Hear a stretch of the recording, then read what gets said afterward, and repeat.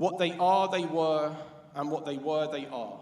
An indolent, careless, and mimetic people, but without a spark of Turkish fire, without a touch of Grecian taste, with neither beauty of body nor sense of beauty in mind, with neither personal restlessness nor pride of origin, with neither large aspirations nor practical dexterity of hand, they live on in a limpid state, like creatures of the lower types clinging to life for life's own sake, the luxuries of the sun and sea, holding on by simple animal tenacity, though tempests which have wrecked the nobler races of mankind. Reminding one that the whole island is geologically simply an appendix to the Anatolian continent, which at some point has been broken off and set free to float.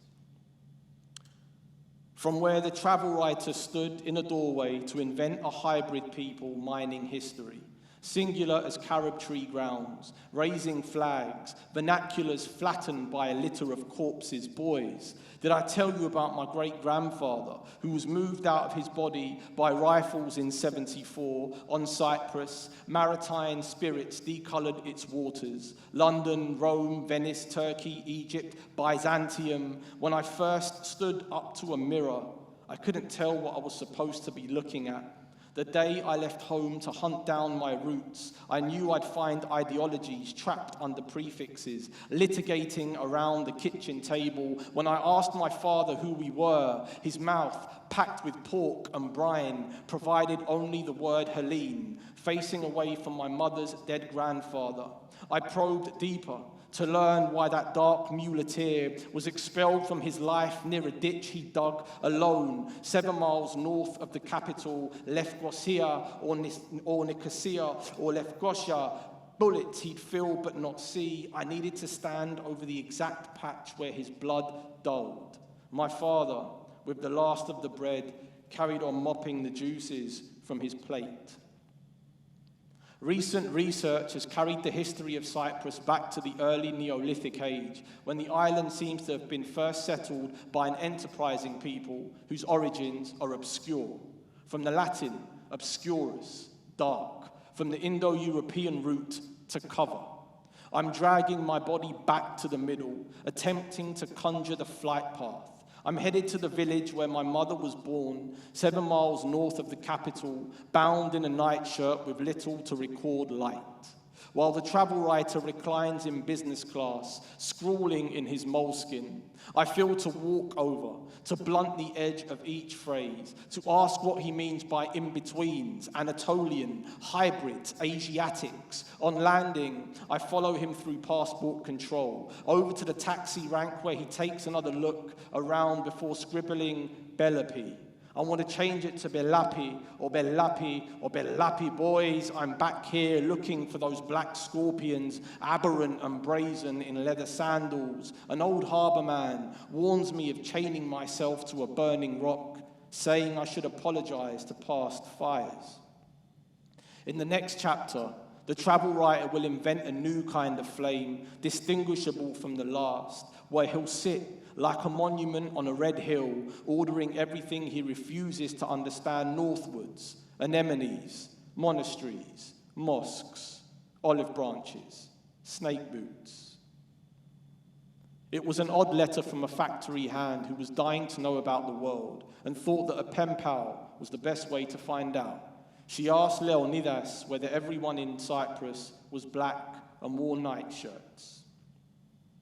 To dream in the skin's original language, Etio-Cypriot, to speak up against Persians, Phoenicians, Greeks, Assyrians. The travel writer spends his evenings bickering with mosquitoes, drunk under vineyards. Boys, I need you to come across the Mizora plain which gave me a mother. Years before the war, practiced throwing bodies of children into wells, marched men across the sea, their limbs like gleaming skewers underwater.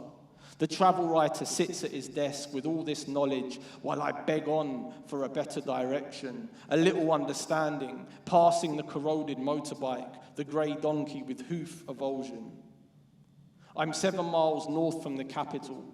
The travel writer hooks his gaze to a Venetian window, to where Moshful Bay withdraws its wash, starting each chapter with a green line, his hands at work, A widow is no good to anyone here, folding life inside a crease.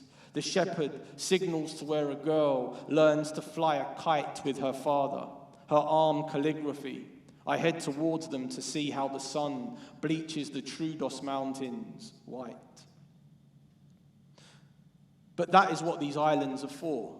They are places where different destinies can meet and intersect in the full isolation of time, until the travel writer decides his final chapter is complete, the book written, packing away possessions, ordering a taxi back to the airport. In the square, the subjects have gathered to oppose the lynching of a 12-year-old boy who fired at a British soldier. The travel writer asks his driver to stop near the checkpoint, to watch the noose around the boy's neck, a warm patch appearing, darkening his shorts, washing the residue from his legs. The travel writer spits out the stone from a date, declaring, "If you kill, you must die." Cries from the crowd console the same copper dirt my great-grandfather was fed. The travel writer lights his last cigarette at the exact moment the boy swings from right to left.